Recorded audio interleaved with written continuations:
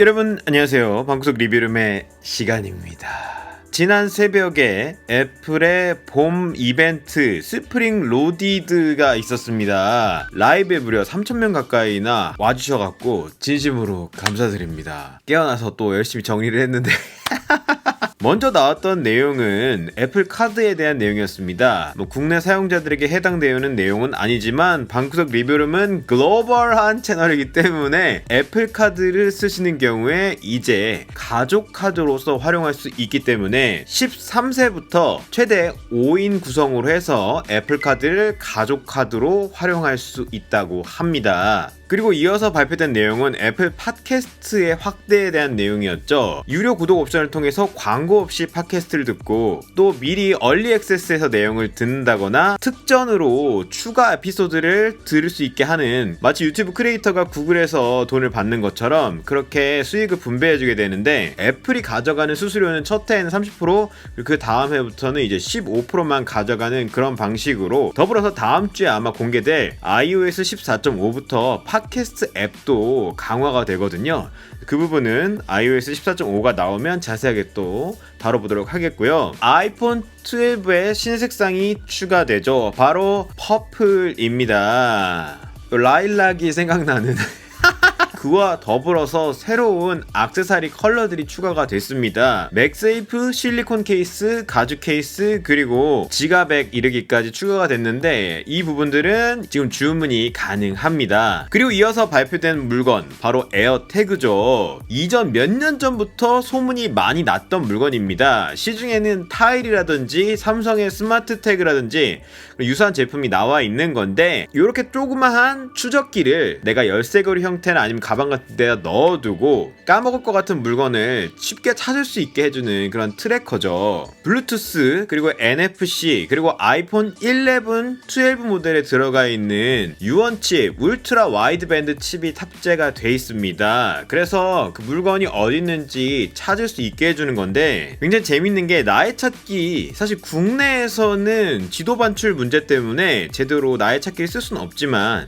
나의 찾기 네트워크라는 기능을 내장하고 있어서 다른 아이폰을 경유해서 그걸 찾아줄 수 있는 그런 기능을 갖고 있습니다. 국내에서는 제약이 있을 것 같지만 저도 일단 구입을 할 예정인데, 한번 배터리를 넣으면 1년 이상 사용이 가능하고, 또 이게 전용 배터리나 이런 게 아니라 시중에 동전 배터리 CR2031을 사용하기 때문에 쉽게 언제든지 교환할 수 있는 점은 장점이 될 것 같습니다. 개인화가 가능해서 본인이 좋아하는 스타일에 각인을 해서 개성을 살릴 수가 있고, 어떻게 보면 상술이 쩌는 게 별도의 액세서리를 통해서 이거를 걸칠 수 있게 해놨기 때문에 애플 정품에 액세서리를 구입하거나, 시중에 이미 벨킨 쪽에서도 액세서리에 사진이 나와 있고요. 심지어 에르메스 제품까지도 이번에 선보이고 있기 때문에 정말 배보다 배꼽이 훨씬 커지겠지만 본인의 취향에 따라서 이 에어태그를 선택해 볼 수 있을 것 같습니다. 그리고 이어서 애플 TV 4K 제품의 새로운 모델도 발표가 됐습니다. TV와 연결해서 쓸 수 있는 스마트 셋탑박스라고 생각하면 되는데요. A12 바이오닉 칩셋으로 업그레이드가 됐습니다. 4K HDR 비디오를 60프레임으로 바로 이제 볼 수가 있는데, 아이폰 12에 들어있는 돌비 비전을 활용하기 위해서는 필수적이기 때문에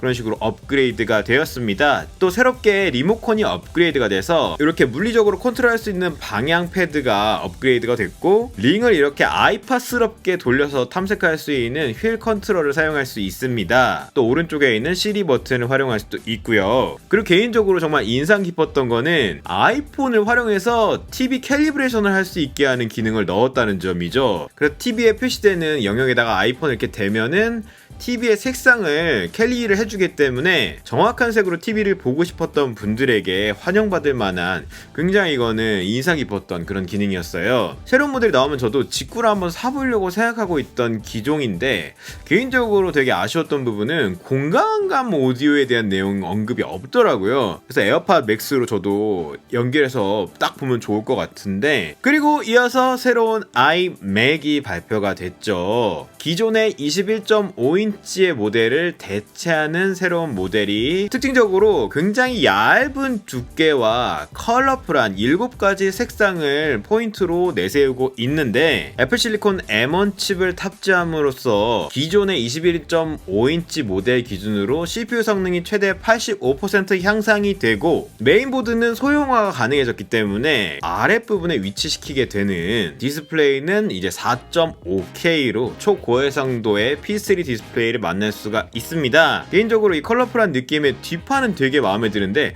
앞판은 그 화이트 베젤이 약간 실제로 봐야 될 것 같지만 너무 튀는 게 아닌가라는 생각도 좀 들고 아랫부분에 이전에 애플 로고가 있었는데 그게 사라지고 나니까 조금 뭔가 심심한 느낌이 들더라고요. 채팅으로 다들 이제 스티커를 붙여야 될 때가 됐다고 여기다가 페이스타임 카메라도 시대의 흐름에 맞게 1080p 캠을 넣어주었고 지향성 빔포밍 마이크를 포함한 요 3개의 마이크와 그리고 6개의 스피커로 돌비 애트모스 사운드를 같이 즐길 수가 있습니다. 후면 포트는 이제 썬더볼트 2개 탑재 기본 모델과 추가적인 포트를 포함하고 있는 4개짜리의 고급형 모델로 나눠지게 되는 건데 USB-A 포트가 없어졌기 때문에 아쉬워하는 분들도 상당히 많을 것 같고요. 후면에 써야 해서 불편했지만 그래도 이전에 리더기도 있었기 때문에 그런 부분도 없어진 게 상당히 아쉽습니다. 다만 헤드폰 단자는 좌측으로 이동하고 있어서 이전보다는 활용하기가 좋아졌죠. 그리고 이렇게 얇아질 수 있었던 큰 포인트 중에 하나는 어댑터를 이제 외부로 뺐기 때문에 가능한데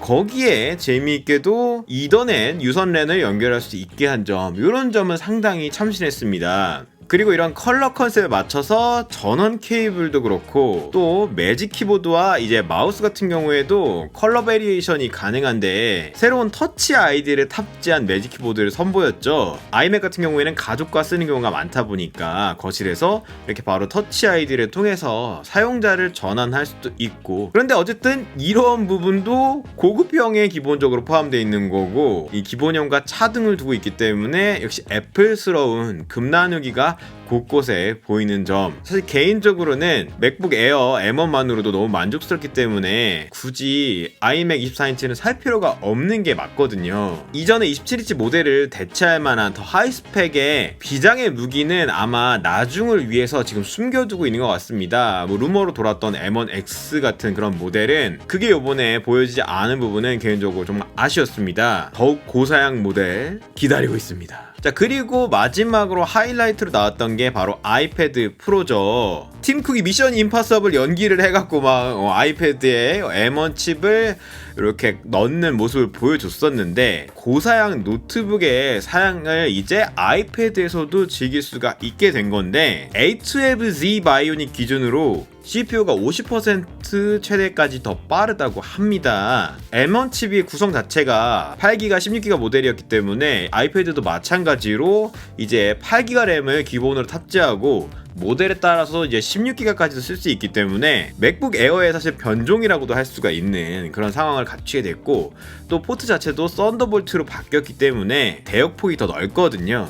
그래서 독 같은 거 그런 거를 이제 아이패드에서도 활용해서 여러 가지 액세서리를 활용할 수 있지 않을까라 일단 생각이 들고요. 개인적으로 음악을 하는 사람들은 썬더볼트 오디오 인터페이스를 쓰는 경우가 많은데 그거를 바로 이제 아이패드랑 연결해서 갖고 다닐 수 있으면은 작업을 하는, 공연을 하는 데 있어서 베리에이션이 넓어질 수 있지 않을까라는 생각은 듭니다. 5G를 선호하시는 분들은 그 옵션을 갈 수도 있고요. 그리고 결정적인 하이라이트는 바로 디스플레이 변화죠. 11인치는 그대로지만 12.9인치 는 미니 LED 사양의 새로운 디스플레이를 만나볼 수 있게 되는 건데 전체 밝기 1000니트 그리고 피크 기준으로 1600니트까지 굉장히 밝은 밝기를 내는 10,000개 이상의 자그마한 LED를 백라이트 광원으로 활용해서 화면을 볼 수가 있게 되는 건데 이 미니 LED가 가지는 이점은 로컬 디밍입니다. 이 로컬 디밍이라는 거는 말 그대로 어느 부분은 어둡게 만들고 어느 부분은 켜져 있고 이렇게 해서 화면상의 어두운 부분의 표현력을 극대화시키는 증가시킬 수가 있거든요. 명암비가 최대 100만 대까지 이렇게 올라가게 되는 거죠. 애플이 아이폰 12 시리즈부터 돌비 비전 HDR 영상을 기본으로 밀고 있는 것만 봐도 HDR에 힘을 많이 주겠다는 의지로 보이거든요. 그래서 그러한 단계로 가기 위해서는 이런 기술이 필요하기 때문에 정말 프로 지향으로, 그 외에는 이제 전면 카메라가 울트라 와이드가 탑재가 돼서 센터 스테이지라는 새로운 기능을 선보였죠. 이게 초광각으로 비추고 있는데 머신러닝을 이용해서 사람을 추적하게 일종의 디지털 크랍 줌 같은 기능으로 이제 구도를 자동으로 맞춰줄 수 있는 그런 기능도 활용할 수가 있다고 하는데, 얼마나 화질로 써먹을 수가 있을지 이 부분은 좀 궁금하긴 합니다. 그리고 매직 키보드의 새로운 화이트 컬러 모델도 선택할 수가 있게 됐고요. 이건 오버스펙의 끝이다, 보여주기다 라고 얘기할 수도 있을 것 같아요. 아이패드에서 바로 로직을 돌린다든지 파이널 컷 프로를 할 수 있어야 사실 그 가치가 빛나는 거니까, 그만큼 다음 아이패드 OS가 가지는 무게감이 클 것 같습니다. 다음 단계의 아이패드 OS와 맥OS가 상당한 통합이 있지 않을까,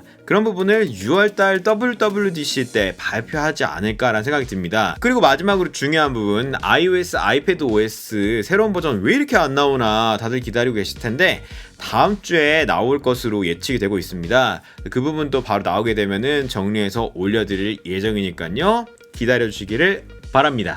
안녕!